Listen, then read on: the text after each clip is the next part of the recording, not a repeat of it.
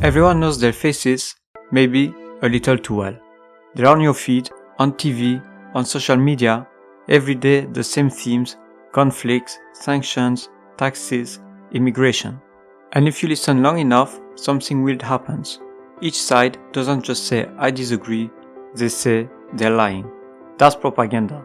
Because propaganda isn't just a thing that happens in dictatorships or in history books. It's what people say when they want you to stop listening to the other side. But here is the uncomfortable part: almost everyone believes propaganda works on someone else. And that's exactly why it works so well, because when it does reach you, it won't feel like manipulation, it will feel like common sense. So how do you spot it in real time, especially when it agrees with you? When we hear the word propaganda, we picture old school stuff: posters in the streets, rallies, newspapers, shouting slogans. But propaganda isn't a format, it's a goal. It's information designed to push you toward a belief or an action, not to inform you fairly. For it to work, it usually can't look like propaganda. It has to feel true, obvious, undeniable. It has to hit you emotionally before you have time to think. Most of the time, it starts with a feeling. Fear is a classic one. It looks like, if we don't act now, it will be too late.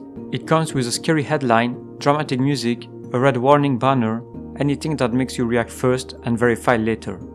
Anger works the same way. It's pushed with framing like, look what they did. A short viral clip shows one shocking moment, and suddenly you're invited to judge an entire group with zero context. That's not just inaccurate, it's dangerous because it teaches your brain that blame is enough to be certain. But propaganda doesn't work only with negative emotion, it works as well with positive ones. Positive emotions can be even more effective because they feel harmless. Pride sounds like you're one of the good ones, and once you accept that identity, you start backing whatever gets framed as your side, because it feels like defending yourself. Hope is the too clean promise: one simple solution, one strong leader, one obvious explanation. It feels good, it feels easy, and questioning, it starts to feel like being cynical or disloyal. That's the trick. Once a message is tied to your emotions, especially your identity, it stops being just an idea you believe. It becomes something you protect. Once propaganda hooks your emotion, it doesn't stop there. It starts steering how you interpret everything else. That's where framing comes in. Framing is choosing the lens for you, so the conclusions feels obvious. It's the difference between calling the same people protesters or rioters. The same policy becomes reform or cuts. The frame quietly decides who's the hero, who's the villain, and what the real problem is, before the facts even arrive. And once the lens is on, every new detail gets filtered through it. Anything that fits gets amplified, anything that doesn't gets ignored, mocked, or explained away. Then comes repetition. A message you hear once is just information, but a message you hear everywhere starts to feel like reality. The same line gets recycled in speeches, headlines, memes, and short clips until it becomes familiar. And familiarity is powerful. Your brain starts treating it like common sense. Repetition also wears people down. When claims come non-stop, fact-checking feels impossible, so many people default to whatever sounds the most confident. The strongest move is when the message gets tied to identity. It stops being an opinion and becomes, this is who we are.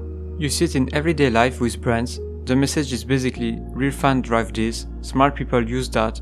Once you buy the identity, criticism doesn't feel like criticism, it feels personal. Politics works the same way. The message implies that good people think a certain way, and anyone who disagrees must be selfish, naive, or even dangerous. At that point, disagreement doesn't feel like a debate, it feels like betrayal. When a belief is connected to your friendships, your status, your community, evidence has to fight more than your ideas. It has to fight the fear of being excluded. That's how propaganda can hook even smart people.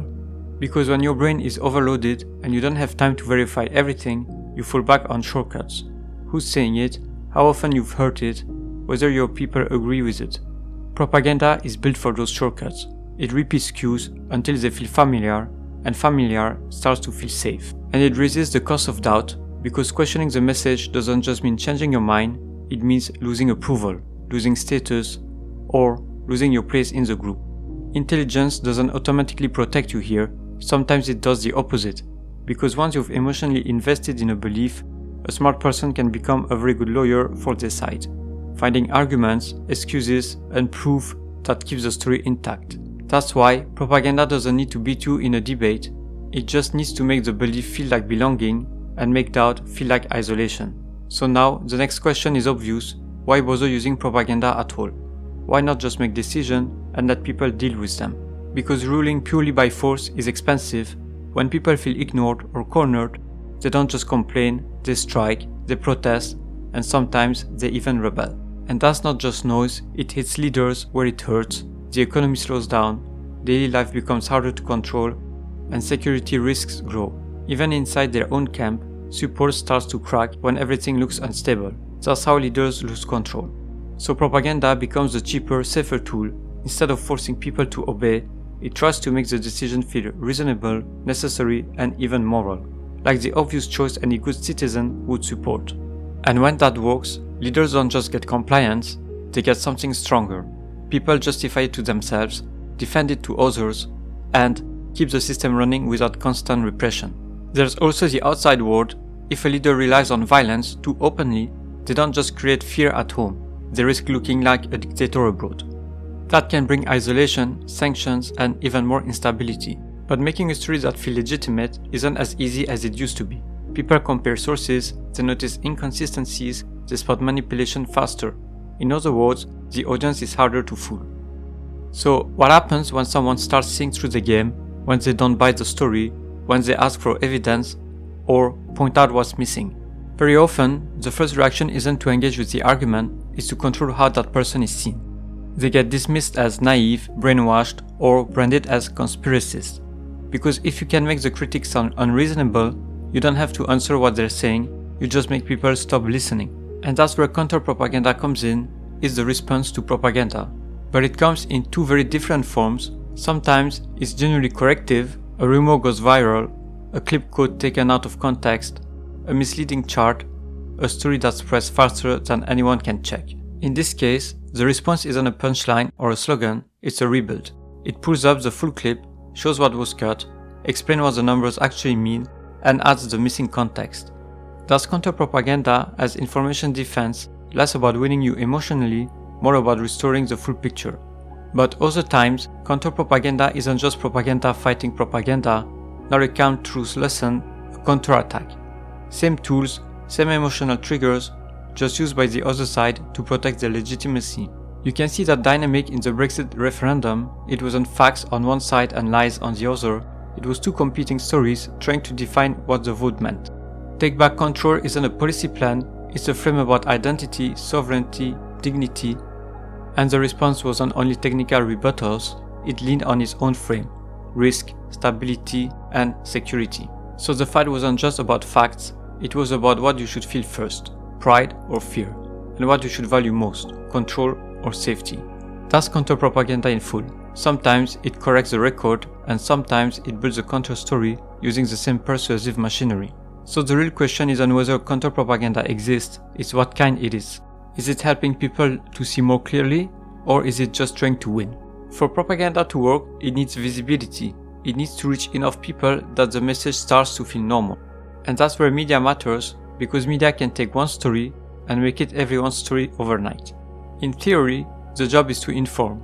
In reality, it's never perfectly neutral, not always because of bad intent, but because choices are built into the job: what gets covered, what gets ignored, what gets simplified, what gets turned into a headline. And because media is also a business, it doesn't just need an audience, it needs an audience that pays the bills. The simplest form of power is the agenda setting, deciding what people talk about, not by telling you what to think, just by deciding what gets repeated, what becomes a major issue, and what barely shows up at all. Because if a topic isn't covered, most people don't even get the chance to notice it, let alone form an opinion. A classic example is the run-up to the 2003 Iraq War. For months, the question of weapons of mass destruction dominated coverage and debate. It became the agenda.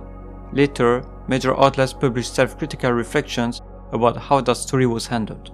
This is how propaganda can ride the system. Sometimes you don't need a perfect argument, you just need your topic to be the one people keep seeing, day after day, until it feels unavoidable.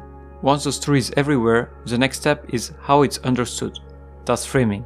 Framing isn't necessarily inventing facts, is choosing the angle and the language that makes one interpretation feel natural. Even one word can steer the whole story, and those words often carry cause and blame. Look at the same idea of prices and tariffs framed two different ways. The first one reads like the economy did a thing. Prices rise, inflation gets fanned, no clear villain. The second one, same topic, but now there's an actor. The blame lands somewhere specific. Same subject, two different frames. One makes you feel like a victim of the economy, the other makes you feel like someone caused it. And that changes what solutions feel obvious.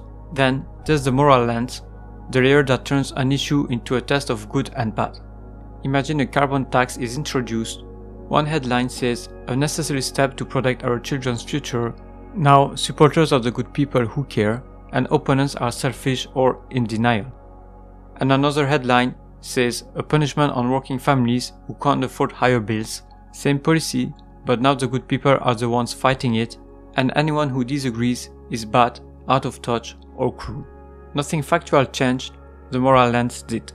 And once that lens is in place, you're not just debating a policy anymore, you're being told what kind of person you are if you agree or disagree. Over time, this repetition also creates priming. It trains you on what to treat as the main issue when judging leaders. If coverage is non-stop prices, rent, groceries, bills, you start evaluating everything through, is life getting harder or easier? If it's non-stop immigration, borders, numbers, control, leaders get judged on toughness and order. Repetition sets priorities, and priorities quietly redefine what good leadership even means. So a useful question to ask yourself is, what am I being trained to treat as the most important issue right now? After that, there's also the packaging, because most people don't read, they skim. Headlines are written to grab you, not to fully explain. So you'll get a headline that sounds certain, and then the article quietly switches to may, could, unclear, not confirmed, but the headline is what travels. But packaging alone may not be enough, timing matters too. Shocking claims are often posted in the morning, so they spread fast and set the day's narrative. Corrections get posted later, lower, quieter, when attention is gone. So what people remember isn't always what's true, it's what showed up first, hit hardest, and spread easiest. Once a message has that head start, the next move is even subtler. It doesn't need to change the facts, it just changes what you see around the facts. That's source control. It's sneaky because it doesn't have to fabricate evidence, it just controls the environment. Who gets to speak, what gets shown, what gets quoted, and what gets left out. It often starts with something simple. You open an article and every quote points in the same direction. Same time of people, same angle, same conclusion. And if the other side shows up at all, it's a throwaway line or a weak version that's easy to dismiss. That's how you get a consensus without ever proving one. Then there's a convenient line, sources say. Sometimes anonymity is necessary, but it's also the perfect hiding place for claims you can't check. If the headline is huge, but the sourcing is foggy, no documents, no specifics, no second confirmation, you're not being given evidence, you're being asked to trust the narrator. And once trust is the goal, you get expert theater, a confident voice, a nice title, a studio look. It feels like authority. But real expertise usually comes with friction, limits, nuance, method. That would look like, here is what we know, here is what we don't, here is what the data actually shows. If it's all certainty and no process, that's not expertise, that's performance. The same trick happens visually. A photo can be real and still push a full story because the caption tells you what to believe. Crop the frame, pick the most dramatic moment, add one loaded line, and your brain builds the whole narrative in half a second. Editing makes it even cleaner. Take an interview, cut 2 seconds before the question or 2 seconds after the answer, and the exact same footage tells a completely different story. That's why people fight over context. Not because context is a detail, but because context is the meaning. And finally, numbers are the best costume of all.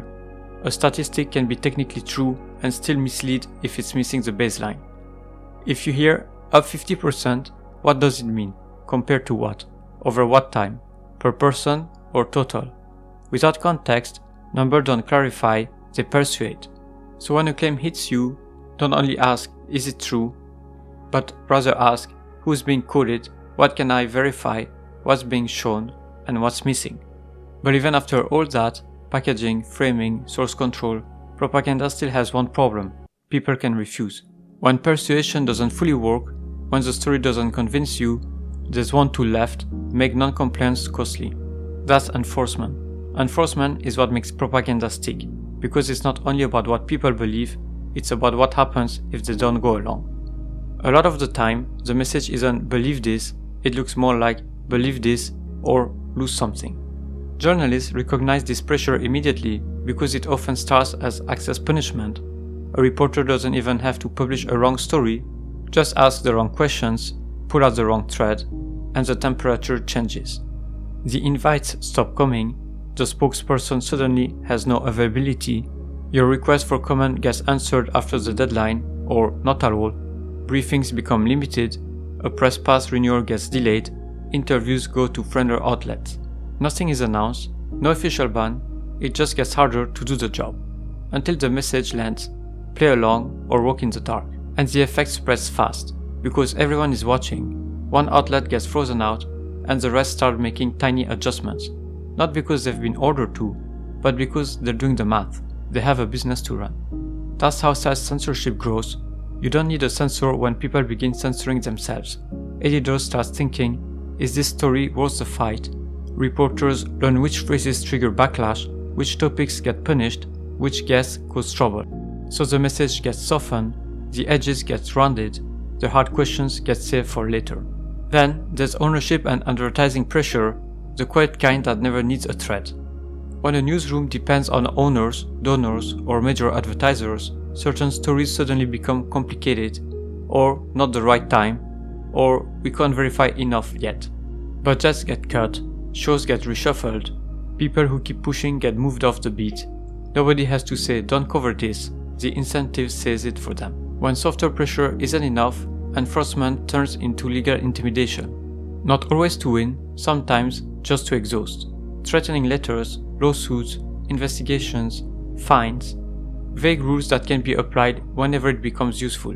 Even if a journalist is right, the process becomes a punishment. Time, money, stress, and more importantly, a warning to everyone else. So enforcement isn't always a boot on the neck. More often, it's a system of small costs and quiet consequences that pushes people towards compliance. And once people learn the lesson, propaganda doesn't even need to shout, it can whisper, because the room already knows what not to say. But online, there's an extra layer. The room isn't just people, it's the machine, the algorithm that decides which voices get amplified and which ones disappear. On social media, the algorithm isn't simply showing you what's happening, it's quietly deciding what counts as happening. Because your feed isn't a neutral window, it's a scoreboard. Every second you watch, every time you pause, every comment, every share, the platform treats it like a vote. And the algorithm learns one thing very fast, not what's true, but what keeps you looking. Outrage is efficient, a calm explanation asks you to think, but a post that for example says "this is insane" asks you to react. And platforms can measure reaction perfectly. Did you stop scrolling? Did you comment? Did you share? So the feed naturally drifts toward content that feels urgent, shocking, humiliating, and raging, even when the reality behind is ordinary, messy, or unclear. Because nuance has a problem, it's slow. Nuance needs context, it needs on the one hand, on the other hand, it needs numbers, uncertainty, and patience.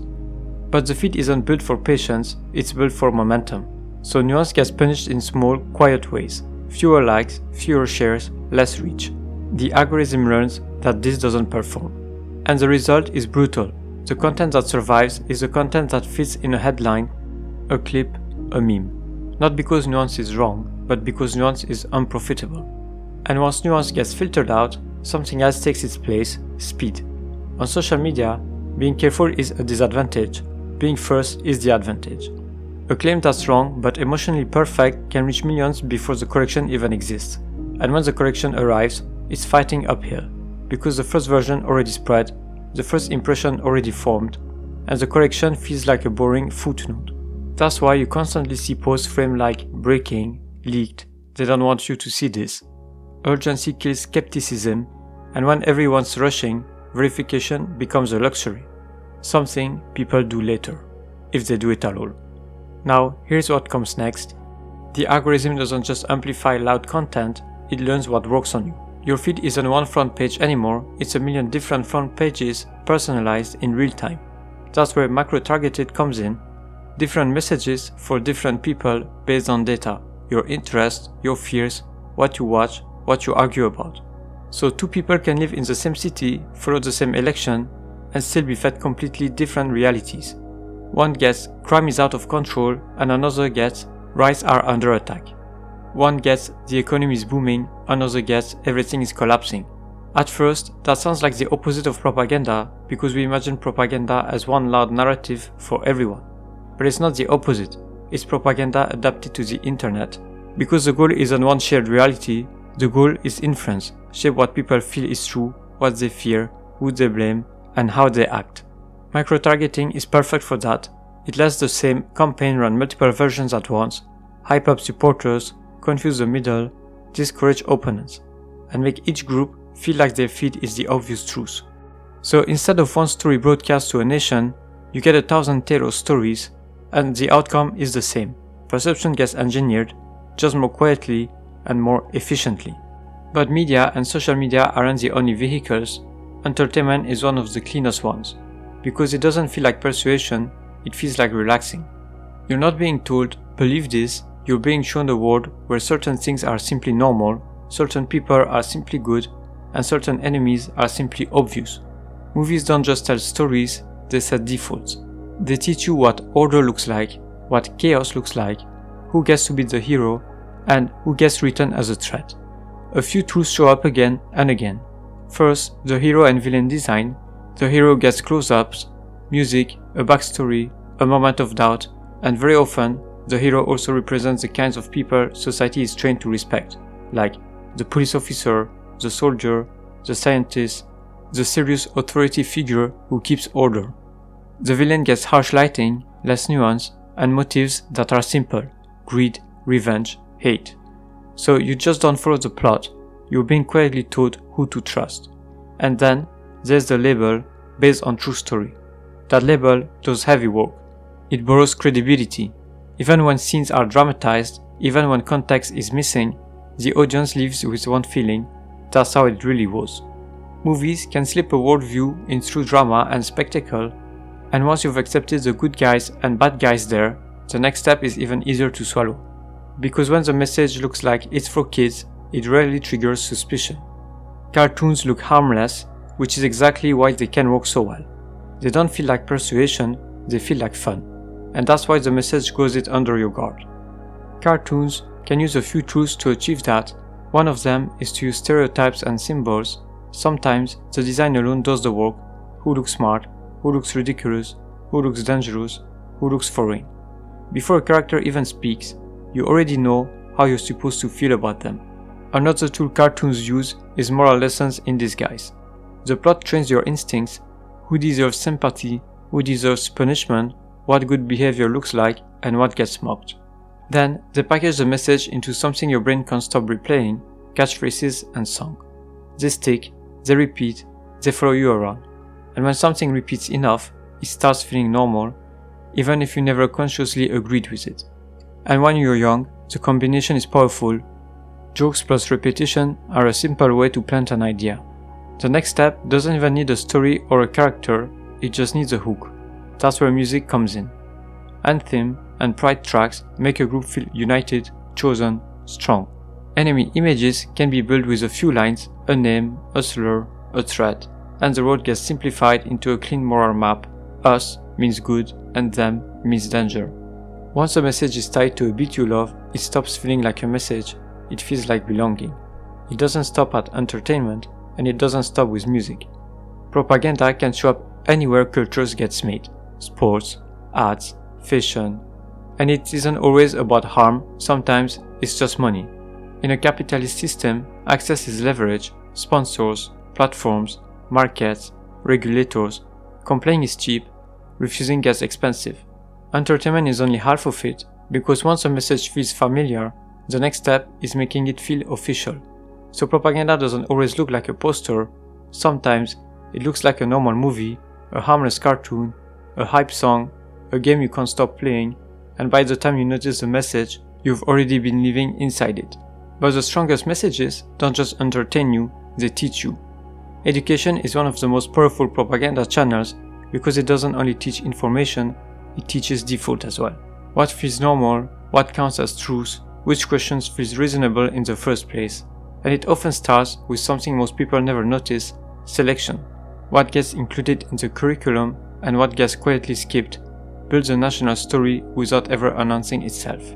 If students spend weeks on victories, great leaders, proud moments, but only a paragraph on scandals, failures or victims, they don't just learn history, they absorb an identity, who we are, and what we are supposed to feel about ourselves.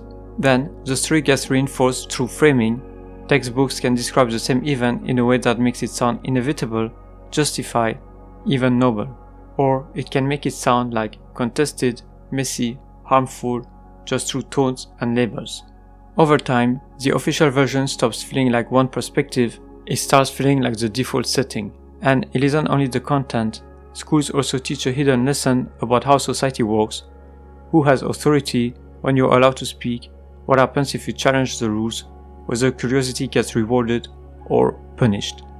Even if nobody says don't question, students can still learn it by watching what gets praised and what gets shut down. That's where neutrality becomes tricky. Some topics are generally debated in society, economics, history, geopolitics, social policy, but in a classroom, they can be presented like settled facts with one acceptable interpretation.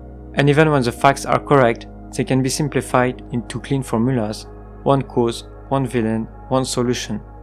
The messy parts get cut out, uncertainty, trade-off, competing explanations, so students don't reject the truth, they grow up thinking the simplified version is the truth, because they were never shown the rest. And that's why education matters so much to propaganda. If you shape people early, not just what they know, but what feels normal to believe, you don't need to persuade them later. You just need to remind them of what they were trained to accept.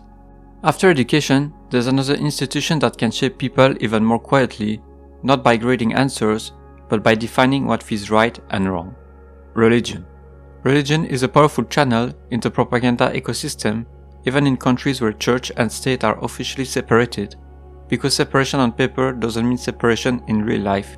Religion still shapes identity, morality, community, authority, and those are exactly the levers propaganda loves to pull. A message doesn't have to sound political to be political. If it's framed as a moral duty, what good people do versus what bad people support, it stops being a debate and becomes a test of character. And once politics becomes a test of virtue, disagreement doesn't feel like disagreement anymore, it feels like betrayal. That's also how in-groups and out-groups get built. Belonging is normal, community is human. But the line gets weaponized when us become pure and them becomes dangerous, corrupt, immoral. You don't need a law to exclude someone, social pressure does the job. People learn what they can say without being judged, shamed, or quietly pushed out. There's also the authority transfer. If you trust someone as a spiritual guide, it's easy for that trust to spill into other areas. Which causes deserve support, which leaders are acceptable, which narratives feel credible. Sometimes it's explicit, endorsements, voter guides. Sometimes it's indirect, a worldview repeated so often that certain political conclusions start feeling like common sense. Add media to that and it scales. Religious TV, radio, podcasts, online communities can become their own information bubbles. Not necessarily because they lie, but because they filter what matters, who counts as trustworthy, and which stories get framed as threats. So even without formal state control, religion can still function as a propaganda channel, sometimes intentionally, sometimes not, by turning political choices into moral identity, making dissent socially expensive, and shaping what feels obviously right before facts even enter the conversation. Just like the other channels we've seen previously, religion is not automatically propaganda. All those channels have normal purposes. Movies and TV entertain, music carries emotion, identity, and belonging, news informs the public, education teaches knowledge and thinking skills, religion gives meaning, morals, and community. The problem is that the line is blurry. A message can spread because it's true, because it sells, because it comforts, or because it serves power. And from the outside, those can look almost identical. That's why guessing intent is a trap. The safer habit is watching patterns. Who benefits, what gets amplified, what gets punished, and what you're being pushed to feel before you've had time to think. And once the message is everywhere, movies, schools, platforms, institutions, the next question is simple. What happens if you still don't comply? Not to the media this time, but to ordinary people. Because when you're a dissident, the goal usually isn't to debate you, it's to manage you. Sometimes it starts soft. You don't get arrested, you get rebranded. You're no longer a critic or a whistleblower, you're a conspiracist. Your name becomes a joke, your motives get questioned, everything you say gets filed under conspiracy. The point is simple, if they can't beat your argument, they make sure people won't listen long enough to hear it. If this doesn't work, it gets bureaucratic. The clean administrative kind of pressure that never has to say the word politics. Permits delayed, audits, fines, paperwork problems, account closures, job complications, travel issues, everything framed as procedure, policy, just following the rules. Punishment is dressed up as normal administration. Alongside that comes information control. Not only what you can say, but who can hear it. That's where platforms become a choke point. Visibility is power, and it can be turned up or down quietly. Reach reduced, labels added, monetization removed, bans for policy violations. And if none of that works, there's the hard edge, repression. Arrest, violence, disappearance. The goal isn't only to stop you, it's to teach everyone watching what the cost of stepping out of line looks like. Because in the end, propaganda isn't just about persuading people what to think, it's also about teaching them what it costs to say otherwise. Once you see how propaganda can travel through normal channels, stories, song, feeds, classrooms, the next question is, what does it actually do? One of its biggest impact is elections. Propaganda doesn't need to hack voting machines or stuff ballots to influence an election. It just needs to shape the conditions in which people vote. First, it can set the agenda, decide what feels like the country's main problem. If everyone is talking about crime, immigration, or inflation, then the election turns into a referendum on that frame, even if other issues matter just as much or are even more important. Second, it can turn candidates into symbols. It stops being this person has this policy and becomes this one is strong, that one is dangerous, this one is corrupt, that one is a puppet. And once the label sticks, people stop evaluating arguments, they start reacting to identity. And finally, it can warp trust, because if you can make voters distrust journalists, institutions, experts, or even the idea of shared facts, then any criticism of your side becomes propaganda, and any scandal becomes fake news. That's not persuasion, that's insulation. But there's some good news. Propaganda doesn't always work. Sometimes, only sometimes, the story you're trying to sell becomes the story that destroys you. That's what a backfire looks like. Take the Bay of Pigs. It wasn't just a military plan, it was a narrative operation. A force of Cuban exiles was meant to land, spark an uprising, and make it look like the regime was collapsing from the inside. The US wanted plausible deniability, involved but not visibly involved. But it didn't work, the invasion collapsed fast, the core story collapsed with it, and what was supposed to look like a local revolt turned into a public humiliation. And here is how it backfired. It didn't make Fidel Castro look weaker, it handed him the simplest, strongest message a leader can ask for: we were attacked and we beat them. That kind of moment doesn't just win headlines, it can consolidate power, because even people who don't love a regime can rally when they feel an outside threat. Strategically, it also pushed Cuba deeper into Cold War alignment, including closer cooperation with the Soviet Union. That's the pattern. You try to manufacture a narrative of people freeing themselves, and you end up manufacturing the opponent's narrative of we survived an invasion. And when that happens, propaganda doesn't just fail, it recruits for the other side. You know what propaganda looks like when it's working? It doesn't always lie, it frames, it filters, it repeats. And when needed, it pressures people into silence. So the question isn't, am I a target of propaganda? But rather, how do you protect yourself against it? Not with paranoia, not by trusting nothing, but with a few small habits that make you harder to steer. The first one is to pause on emotion. If a headline, clip, or post gives you a spike, anger, fear, pride, disgust, treat that as a signal. Propaganda wins by getting your nervous system to react before your brain can check. So the rule is simple. If you feel the spike, slow down. Even 10 seconds helps. A second good habit to have is to do a quick frame swap. We talked about framing, how one word can decide who looks guilty, innocent, heroic. So take the same message and replace loaded words with neutral ones. Crackdown becomes police enforcement, freedom fighters becomes armed group, traitors becomes opponents. If the story feels totally different just because the words change, you're not dealing with pure information, you're dealing with a frame. Then try to spot the moral trap. This is the moral lens, when an issue stops being about the issue and becomes a test of whether you're a good person or not. You support this, you care. You oppose it, you're selfish. That's a red flag, because it shuts down thinking. Once shame enters the room, questions leave. After that, follow the source control trail. If it matters, check two sources. One you expect to agree, and one you expect to disagree. Not to find the perfect truth, but to spot what stays consistent, and what's being selectively emphasized.